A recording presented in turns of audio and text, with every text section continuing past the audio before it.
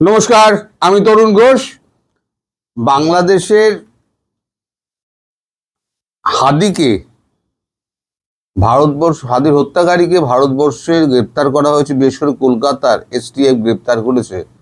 সে নিয়ে কালকে থেকে আপনাদের ওখানে ধুমধুমার কাণ্ড চলছে, মানে খবরে ধুমধুমার কাণ্ড খবরে চলছে।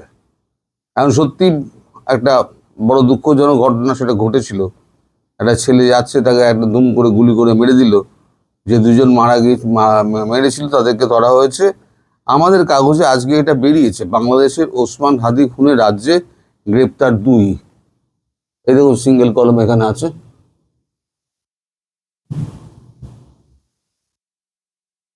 আমি খবরটা একটু পড়ছি, গুরুত্বপূর্ণ অংশ পড়বো, কারণ আপনারা সবই জানেন এটা। আপনাদের আমি এতে দেখলাম, খবরে দেখলাম, বাংলাদেশের ইনকিলাব মঞ্চের মুখপাত্র ওসমান হাদিকে খুনের ঘটনায় এই রাজ্য থেকে 2 বাংলাদেশি অভিযুক্ত গ্রেপ্তার করেছে রাজ্য পুলিশের এসটিএফ। ধৃতদের নাম রাহুল ওরফে ফয়সাল করিম মাসুদ এবং আলমগীর হোসেন। রাহুলের বাড়ি বাংলাদেশের পটুয়াখালীতে, আলমগীরের বাড়ি ঢাকায়। ধৃতেরা খুনের বিষয়টি স্বীকার করেছে বলে দাবি গোয়েন্দাদের। এসটিএফ এর দাবি, শনিবার রাতে উত্তর 24 পরগনা বনগাঁর বাগদা রোড থেকে ওই দুজনকে গ্রেপ্তার করা হয়। তারা বনগাঁ এলাকায় একজনের কাছে আশ্রয়ের জন্য এসেছিল, সেখান থেকে বাংলাদেশে পালিয়ে যাওয়ার উদ্দেশ্য ছিল বলে দাবি গোয়েন্দাদের। এসটিএফ এর এক কর্তা জানান, কিছুদিন আগে গোয়েন্দারা জানতে পারেন বাংলাদেশে তোলাবাজি খুনের সঙ্গে জড়িত 2 বাংলাদেশি অবৈধভাবে ভারতে প্রবেশ করেছে এবং বনগাঁ সীমান্ত এলাকায় আশ্রয় নেওয়ার চেষ্টা করছে। ওই খবরের ভিত্তিতে খোঁজ চালিয়ে 2জনকে শনিবার দিন রাতে গ্রেপ্তার করা। ধৃতদের রবিবার বিধাননগর আদালতে তোলা হলে বিচারক 14 দিনের পুলিশ হেফাজতে রাখার নির্দেশ দেন। গত 12ই ডিসেম্বর ঢাকায় গুলিবিদ্ধ হন হাদি। তাকে চিকিৎসার জন্য নিয়ে যাওয়া হয়েছিল সিঙ্গাপুরে। সেখানে 6 দিন চিকিৎসা চলার পরে তার মৃত্যু হয়। এরপরই বাংলাদেশ জুড়ে অশান্তি শুরু হয়। ভাঙচুর, আগুন লাগানো উত্তেজিত হাদি সমর্থকেরা। পরে কাজী নজরুল ইসলামের সমাধির পাশেই তাকে সমাহিত করা হয়। এই তো আপনারা সবাই জানেন। পেছনের ব্যাপারটা হলো, আমাদের এখানে সে ধরা পড়েছে, আমাদের এখানে তো কোনো অপরাধ করেনি, খুন করেছে বাংলাদেশে। এখন বাংলাদেশে খুনের বিচারটা ভারতবর্ষে হতে পারে না। ভারতবর্ষে যে বিচারটা হবে সেটা হচ্ছে অবৈধ অনুপ্রবেশের বিচার। এখন অবৈধ অনুপ্রবেশ হয়েছে, সেটা এখন আদালতে নিয়ে গিয়ে হাজির করেছে। হাজির করাতে আদালত বলেছে, ঠিক আছে, 14 দিনের আপাতত জেল হাজতে রাখো, তারপরে মামলা শুনবো। শুনে ম্যাক্সিমাম জেল হলে হয়তো 3 মাস কি 6 মাস হয়তো জেল হবে।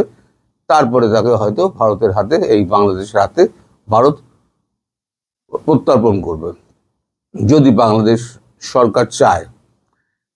এখন সেক্ষেত্রে ভারত একটা অস্ত্র হাতে রাখতে চাইছিল, যে এই যে এত ভারত বিরোধী কথা কয় এরা, সবসময় কইতাছে ওই ভারত দোষী, ভারতই মাইরা দিছে, ভারত পলায় গেছে, সবকিছুই ভারতের দোষ। তাই ভারত এবার কি করেছে, কলকাতার এসটিএফ স্পেশাল টাস্ক ফোর্সে তারা করেছে কি, একদম সোজা ম্যাজিস্ট্রেটকে নিয়ে গিয়ে একেবারে গতকালকে রাত্রিবেলাতেই একেবারে হাদির সামনে হাজির করেছে ম্যাজিস্ট্রেটকে, দিয়ে 160 পড়ে তার কাছ থেকে জবানবন্দি নিয়েছে।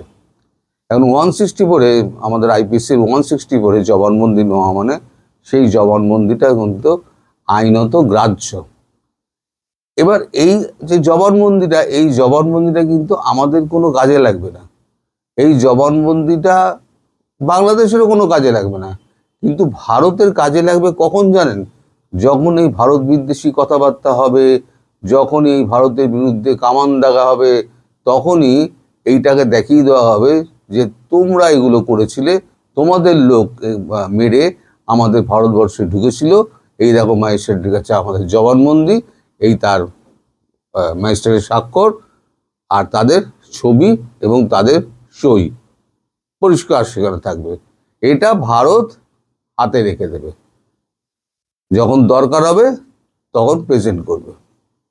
এই বাংলাদেশের তো লোকের তো আর কি ভারতবর্ষ বিদ্বেষ ছাড়া তো আর কোনো চিন্তা নেই, খাবে কি পড়বে কি সে চিন্তা নেই, শুধু ভারত বিদ্বেষ। যেখানে যা দেখো সব ভারতের দোষ। এখন এই নির্বাচন হয়েছে, তার তার পেছনে আবার ভারতকে আবার দায়ী করে দেয় যে ভারত এখানে রিগিং করেছে। নিজেরা কি করেছে নিজেরাই জানে, এবং ভারত রিগিং করেছে। গত 3বার তো ভারত রিগিং করেছিল বলে তো চালিয়ে দেওয়া হয়েছিল। এখন যত খুন খামারি হ্যান ত্যান হচ্ছে না, সব বলছে ভারত থেকে লোক গিয়ে রয়ের এজেন্টরা ওখানে গিয়ে করে আসছে। মানে ভারতের রয়ের এজেন্ট বাংলাদেশে যেন গিজ গিজ করছে। আরে রয়ের এজেন্ট আপনার পাশে দাঁড়িয়ে ফুচকা খেয়ে চলে যাবে, আপনি জানতে পারবেন না। বুঝতে পেরেছেন? আপনার দেশের লোক, সে রয়ের অ্যাসেট, আপনি তার সঙ্গে বসে চা খান, আপনি গুণাক্ষরেও জানেন না সে হচ্ছে আপনার দেশের লোক, হলো আমাদের অ্যাসেট। এইভাবেই অ্যাসেট তৈরি হয়। তো যাই হোক, সে সমস্ত বলে লাভ নেই। এখন যা হচ্ছে, এই যে হাদিকে নিয়ে যা হচ্ছে, তাতে একটা জবনিকাপাত হলো। আসলে ধরা পড়লো আরো কারণ তার আছে, সেটা হচ্ছে আমাদের এখানে এসআইআর হচ্ছে, স্পেশাল ইন্টেন্সিভ রিভিউ। এখন এসআইআর এর সব জায়গায় খোঁজা হচ্ছে কোথায় অবৈধ বাংলাদেশি রয়েছে। খুঁজতে খুঁজতে এখানে বনগার ওখানে একটা খবর পায় এসটিএফ, যে 2জন এখানে আশ্রয় নেওয়ার চেষ্টা করে। তখনই পুলিশের সন্দেহ হয় এই 2জন নিশ্চয়ই গোপনে ভারতবর্ষে ঢুকেছে। খোঁজ খোঁজ খোঁজ খোঁজ খোঁজ খোঁজ খুঁজে খুঁজে তারপর এই 2জনকে একটা মানি এক্সচেঞ্জের দোকান থেকে, তার নাম বলা যাবে না, মানি এক্সচেঞ্জের দোকান থেকে তাদেরকে গ্রেপ্তার করেছে। এইবার তাদেরকে ধরে জিজ্ঞাসাবাদ করা হচ্ছে কোন দালাল মারফত তারা এই আশ্রয় খোঁজ করছিল এবং কারা এখানে আশ্রয় দেয়। কারণ এসআইআর এ পরিষ্কার বলা আছে, যারা আশ্রয় দেবে এবং যারা আশ্রয়ের ব্যবস্থা করে দেবে তারাও কিন্তু সমানভাবে দোষী, তাদেরও কিন্তু জেল হবে। ইন্ডিয়ান যে সিটিজেন হয় তাকেও জেল ভোগ করতে হবে। সেই জন্য সেটা করেছে, এইভাবে ধরাটা পড়েছে। এখন আর একটা ব্যাপার হচ্ছে যে এই আপনার 1 মিনিট, হ্যাঁ, এই জবানবন্দিতে, এই যে 164 জবানবন্দিতে কি জবানবন্দি দিয়েছে। এখন 164 জবানবন্দি হয়, সেটা সোজা চলে যায় বন্ধ খামে, সোজা পুলিশের কাছে যায়। পুলিশ সেটা আদালতের কাছে সমর্পণ করে যে হুজুর এই হচ্ছে 164 জবানবন্দি, এই হচ্ছে। আমাদের এখানে তো কোনো কাজে লাগছে না। আমি জানার চেষ্টা করছিলাম যে 164 জবানবন্দিতে সে কি বলেছে, কারা এর পেছনে আছে। তা 164 জবানবন্দি ঝপ করে তো কেউ বলতে চায় না সে কি জবানবন্দি হয়েছে। 164 জবানবন্দি বলা যায় না, কারণ এটা হচ্ছে গোপন জবানবন্দি। তবে ভাষায় যেটা শুনলাম সেটা হচ্ছে ভারত বিরোধী একটা অংশ, যারা এই নির্বাচনটা চায়নি, ঘুরিয়ে ফিরিয়ে তারা যেটা বলতে চেয়েছে সেটা হচ্ছে এনসিপির নাম। আমিও মিলিয়ে দেখলাম যে এনসিপি লাশের রাজনীতি করে। এর আগে আবু সাইদের ঘটনা ঘটেছিল, আমি 2-2 4 মেলালাম যে এনসিপি করলেও এটা করতে পারে। এনসিপি এদেরকে হয়তো কাজে লাগিয়েছে। আপনাদের দেশে যখন প্রত্যর্পণ হবে তখন আপনারা সবই জানতে পারবেন। আমি এখন যা বলছি সত্যিও হতে পারে, আবার মিথ্যেও হতে পারে। আমি আন্দাজের ভিত্তিতে বলছি। ওদের যে কথা, ওদের কথার যে আভাস, গোয়েন্দাদের কথার যে আভাস, তাতে এটা আমি বুঝতে পেরেছি যে এটা ভোট যারা চায়নি তারাই একমাত্র এটা করিয়েছে একটা অশান্তি সৃষ্টি করার জন্য।